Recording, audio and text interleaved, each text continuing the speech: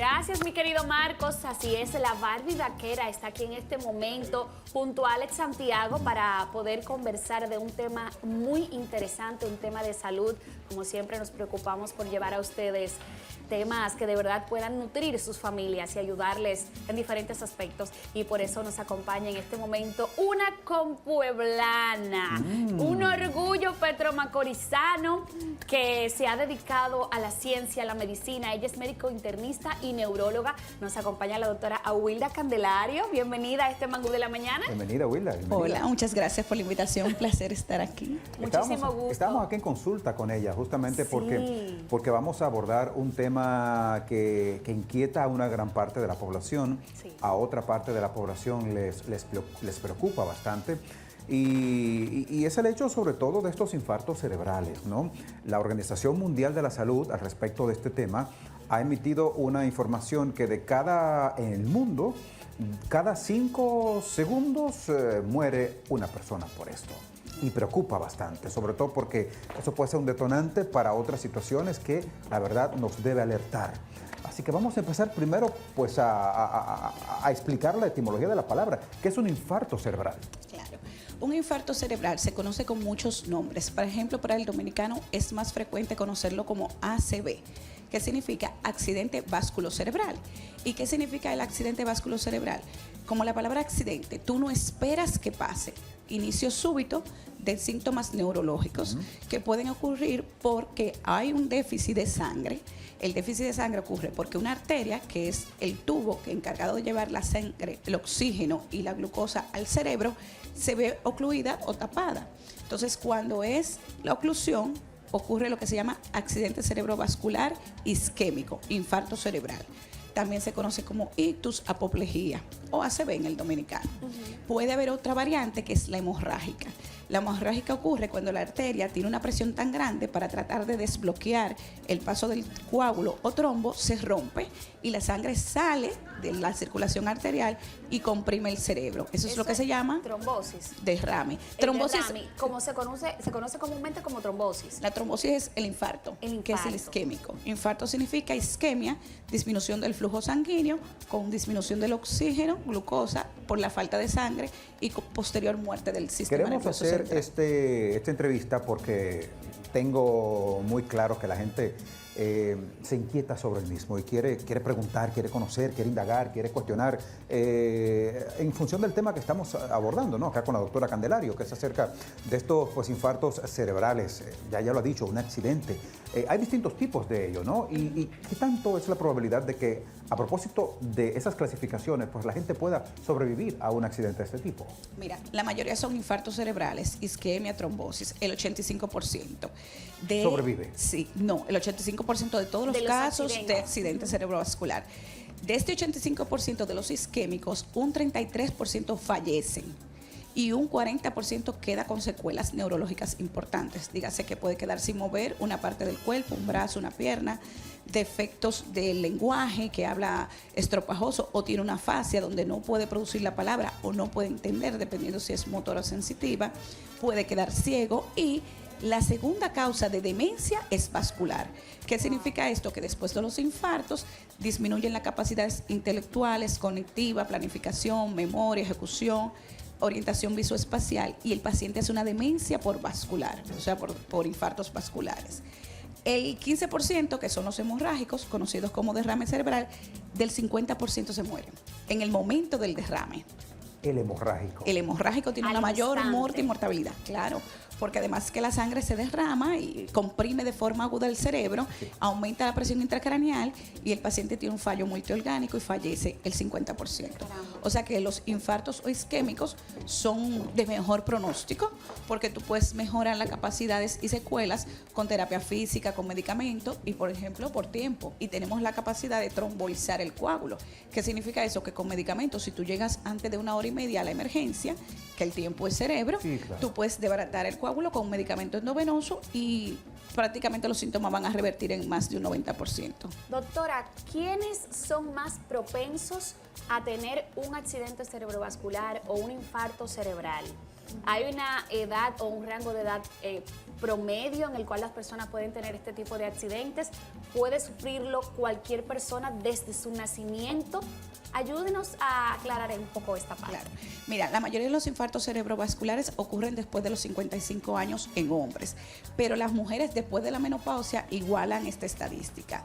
Son más frecuentes después de los 55 años por los factores de riesgo: hipertensión, diabetes, niveles elevados de colesterol y glicemia, también descontrol de las arritmias cardíacas o cardiopatía isquémica, con obesidad y el paciente sedentario, o sea que no hace ejercicio en la semana. Ahora bien, las causas de los niños y los jóvenes y adolescentes son diferentes. Claro. En los niños ya tenemos problemas congénitos o hereditarios, como ejemplo cardiopatías congénitas, con agujero ovar permeable y arritmias cardíacas. Nacen con estas condiciones. Nacen con congénitas. Y me doy cuenta de Sí. que los infartos cerebrales como que le toca a cada uno de manera particular, a los niños de una manera, a los jóvenes y adultos de otra, y a los adultos mayores de una forma totalmente distinta. A propósito, tenemos llamada. El tema es muy interesante, doctora Candelario. Vamos a recibirla. Buenos días, adelante. Hola. Hola. A ver a quién tenemos por ahí. La gente Buenas, está... Jeremías Jiménez. Ahí está. Subir un poco, por favor, el retorno, Un producción. poquito, un poquito. Un poquitito, sí, por favor. ¿Cuáles serían los síntomas o señales de este mal? Es la pregunta. Buenísima pregunta. Excelente Por pregunta, llamarnos. Gracias. por Excelente favor. pregunta. De hecho, hay unas siglas en inglés que significa FAST, para que un paciente en su casa, sin ser médico, reconozca los síntomas. Atención, atención. El FAST viene de, en inglés, facial. El paciente tuerce la cara, se te torció la comisura labial, torciste la boca. Sí. La A de brazo, tú subes los dos brazos y los extiendes y ves que uno se cae, que no lo puedes levantar contra Atención, háganlo en gravedad casa, y que lo cualquier tuerces cosa. un poquito. Sí, hagan esos ejercicios en Ajá, casa. fast. Ponga los brazos Entonces, así. la T de TOC, de hablar, el paciente habla estropajoso, no se le entiende, habla verborrea, incoherencias. ¿Y la T? Y la T, el 911, la T de TOC. Ah, de talk, de Ajá. hablar, claro. Entonces, el 911 llama rápido al 911. Entonces, esas son las siglas en inglés. Se desviación de la cara, se te muere un lado del brazo y de la pierna. Se toma más en cuenta el brazo porque si tienes una ciática, un dolor de artrosis de rodilla, Sí. entonces el brazo es más importante. Fácil de reconocer, nos ponemos un espejo, levantamos las dos manos, una se cae. Y él habla. El paciente habla estropajoso, habla incoherencia, habla disartria, o se queda como con un mutismo, simplemente no puede hablar. Queriendo hablar y no Puede, no se emitir le los entiende. sonidos. Lo más frecuente es la disartria, que es un trastorno para articular las palabras, y el paciente entiende que está caminando como borracho. Pero hay otros síntomas: ceguera aguda, que el paciente que se desmaye, dolor de cabeza, que el paciente, por ejemplo, es más raro porque es ya de médula. Los infartos pueden afectar la médula cuando no caminan de los dos lados, y lo que son cerebelosos dan vértigo, la sensación de que todo gira, náuseas, vómitos, caminan como borracho o pierden el equilibrio. ¿Y lo de con ver caída como frecuente. estrellitas, doctora, es un síntoma de esto o no? En mi barrio Pues- decía mimita. Sí, Sí, yo todavía también como como mimita, ¿no? nimitas, Claro, sí, para hablar en el Sí, lenguaje de la gente. exacto. Sí, sí. Sí, sí. Las minitas son más frecuentes en el aura migrañoso. O sea, como un aviso de que te va a doler la cabeza, falta el flujo sanguíneo a nivel de la retina, y tenemos estos defectos de agudeza visual Claro. que pueden ser minitas. Las minitas son brillantes, En la centellas preeclampsia se da brillantes. también las minitas. Sí, claro, también por los cambios hormonales. Y ojo, un factor de riesgo puede ser la migraña con aura. O sea, una paciente que tenga migraña, que es una enfermedad donde se afecta por péptido vasoactivo de gen de la calcitonina, las arterias se cierran y se abren, también se relaciona con infartos cerebrales, que son Doctora. diferentes a los de los adultos. En el momento en que estamos nosotros con alguno de estos síntomas o algún familiar nuestro, llamamos al 911, estamos en espera de la ayuda. ¿Hay algo que podamos hacer mientras esa ayuda llega? Y algo que no podamos hacer, que no lo intentemos. Mira, es muy común que la gente se panique, entre en pánico Lo y quieren pierda reanimar. un tiempo, o te digan, no, a veces hay pacientes que te llegan 3 días después, ya 3 días después poco lo que podemos hacer los neurólogos, pero por ejemplo mantener la calma, acostarse, si tenemos acostarse porque mejora la gravedad, Sí. ¿ok? Hacer Boca respiración, si tenemos un aparatito, un esfimo para tomar la presión, podemos tomar la presión elevada, si la presión está elevada podemos dar masajes carotídeos o en el globo ocular, comprimiendo suavemente lo que es el párpado superior, y con eso el nivel baja. Si tomamos el pulso poniendo los 2 dedos aquí, en la arteria radial, sentimos las pulsaciones y vemos que son irregulares, o sea, como un bamboleo. no que llevan un ritmo, sino que son irregulares. Entonces también podemos darle masaje carotidio y la respiración baja las pulsaciones y mejora la arritmia. Tú sabes, si el paciente, por ejemplo, tiene un aparatito de medir glicemia y ve que la glicemia está por encima de 250 y usa insulina, tiene que medicarse, igual los niveles tensionales, si están elevados, medicarse. Todos esos parámetros van a aumentar la probabilidad de que el paciente, si llega a tiempo a la emergencia, califique para una trombólisis, o sea, desbaratar el coágulo con medicamentos, porque si el paciente tiene hipertensión descontrolada, diabetes descontrolada, en lo que uno corrige esas situaciones y hace la tomografía para ver si es isquémico o hemorrágico, se pierde el tiempo ventana. Entonces, en el tiempo ventana significa que ya no podemos desbaratar el coágulo y que el daño va a ser irreversible. La oxigenación, si la tomáramos en casa también, luego de la pandemia, muchas familias adquirieron el oxímetro. ¿También pudiera ser algo que nos ayude? Sí, hay que tener cuidado porque el pulsómetro puede dar error. Si tenemos la mano fría, cambio en la frecuencia cardíaca, por ejemplo, mis manos ahora se están congelando, entonces no me va a marcar bien. Pero también te mide la frecuencia cardíaca, entonces así sí tú puedes hacer con la respiración, calmándote, que es un poquito difícil. En porque esencia, mantener la calma ante una situación es de clave, esta naturaleza. y salir corriendo lo más rápido posible a una emergencia. A propósito de que Marta menciona, bueno, acá el estudio de por sí cada mañana es muy frío, ¿no? Pero usted está en su casa y con estas temperaturas de repente de 35, 38 grados y que el individuo experimenta una sensación de que está bastante frío. Ustedes saben que por lo general, bueno, yo he vivido de cerca la muerte con familiares y se ponen muy fríos cuando uno los toca ya muertos, ¿no? Sin embargo, una persona que tiene sus condiciones vitales totalmente íntegras, pero está bajo esta situación de tener las manos muy frías, el cuerpo muy frío, ¿a qué obedece esto?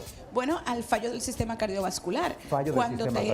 Cuando te baja la presión arterial, por ejemplo, tú estás frío, contando que el ambiente no esté. Exacto. Si estás hipotenso, también te da frío. Si tiene alguna causa, por ejemplo, de fiebre, que sudas la fiebre, la temperatura del cuerpo baja y estás muy frío.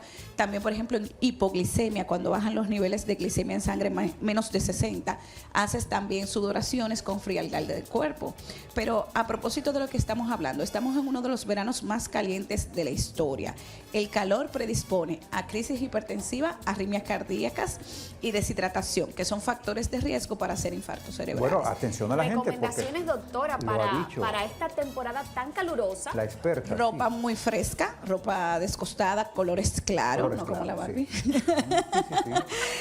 También mantenerse muy hidratado, eso significa beber más de 2.5 litros al día. Si vas a hacer ejercicio, hacerlo en horas que sean frescas y cálidas. Y si será fatigado, deshidratado, beber sustancias que regulen no solamente la pérdida de líquidos, sino de electrolitos. Sí, claro. Porque entonces tenemos diferentes tipos de saturación y nos da fatiga, aumenta la frecuencia cardíaca, aumenta con eso el riesgo de hacer arritmias e infartos cerebrales o descompensación metabólica, donde te sube la presión, la glicemia y el colesterol. Ha mencionado una palabra que pues a mí me gusta mucho, que es ejercicio. Sí, justamente en el 2016, Alexis Mora, un amigo que falleció, un muchacho joven, en ese tiempo apenas 28 años tenía, y súper fit, o sea, súper corpulento, atlético. Y de repente pues hace un ACV.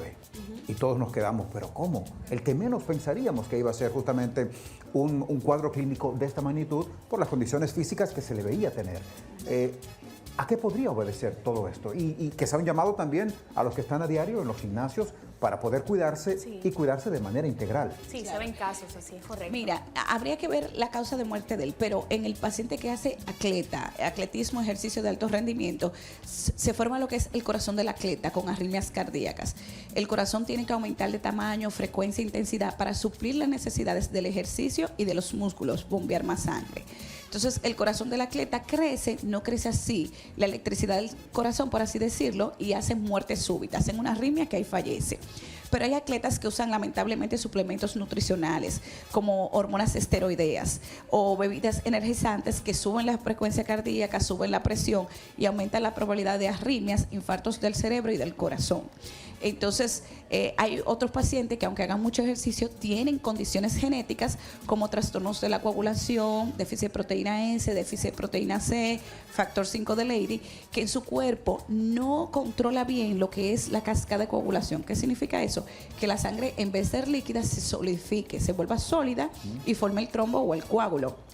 Entonces, cuando tú haces ejercicio, si tú estás acostumbrado, a veces no sudas, entiendes que no te estás deshidratando, no bebes agua. Entonces, todos estos factores a veces confluyen y un paciente que veamos súper sano, súper atlético, puede hacer un evento cardiovascular o cerebrovascular. Bueno, Buenísima doctora, la explicación, verdad ¿eh? es que estamos Inquietante. encantados con su participación Sí. y todo lo Hay que que ha tenerle más a aportado menudo, ¿eh? en esta mañana a nuestra audiencia acá en el Mangú de la Mañana. Siempre es bueno hacer también sus chequeos médicos rutinarios. Cada año por lo menos darse la oportunidad de hacer estos chequeos y ver la condición general de salud. Así Y que... a propósito de chequeo, justamente, Claro. ¿dónde la encontramos, doctora? Laboro en el Grupo Médico San Martín, en la avenida San Martín, Sí, número muy cerca de acá. 323, en el tercer piso, en las Pues ahí está. mañanas. Y puede buscarle a través de las redes sociales como También. doctora Awilda Candelario. Búsquele y empápese. La doctora es muy didáctica, puede acceder a sus redes y la verdad por allí da también unos consejos y unos tips interesantísimos. Felicidades, Muchísimas doctora. gracias, Felicidades. de verdad, por estar con nosotros.